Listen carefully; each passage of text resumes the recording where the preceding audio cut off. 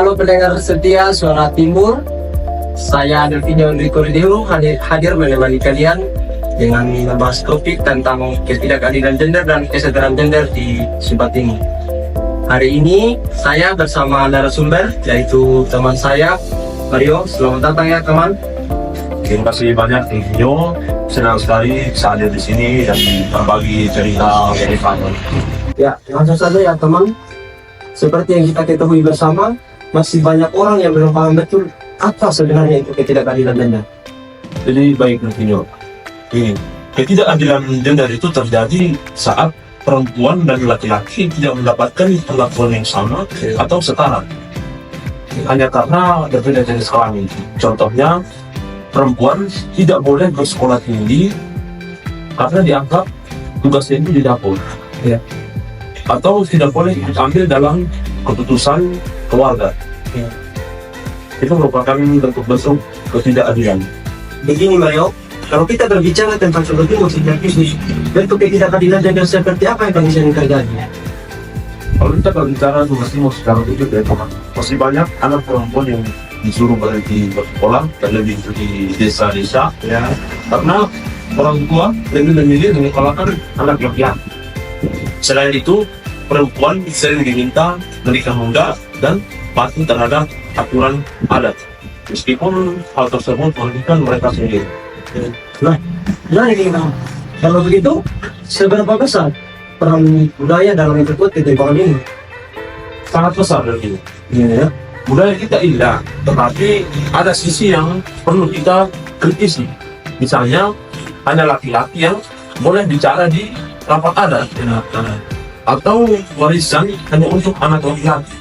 Nah, hal-hal ini yang perlu kita pelan-pelan ubah, meskipun kita rubah tanpa menghilangkan makna atau identitas dari budaya kita.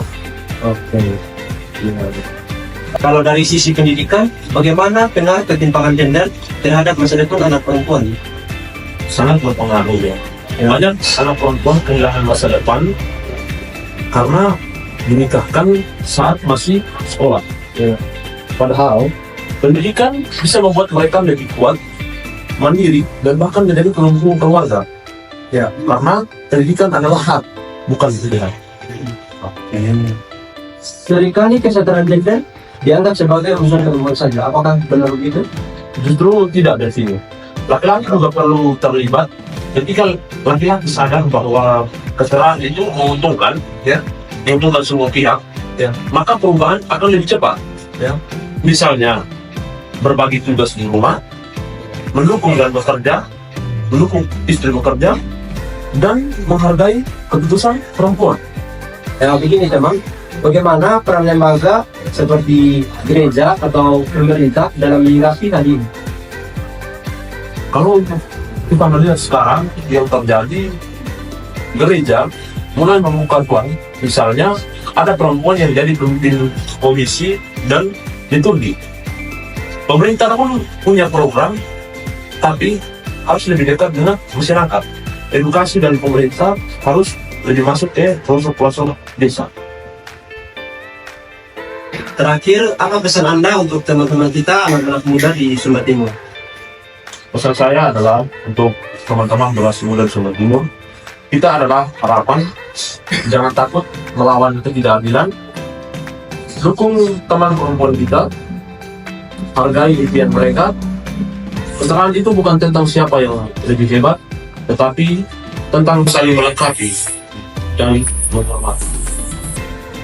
Terima kasih banyak Mario untuk waktunya dan pesan-pesannya yang sangat menyentuh hati.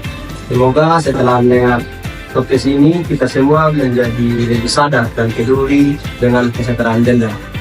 Untuk para pendengar, marilah kita mulai langkah kecil di rumah, di sekolah, di komunitas. Karena perubahan besar dimulai dari kesadaran kecil. Sampai jumpa di episode selanjutnya di Suara Timur. Tuhan Yesus berkati.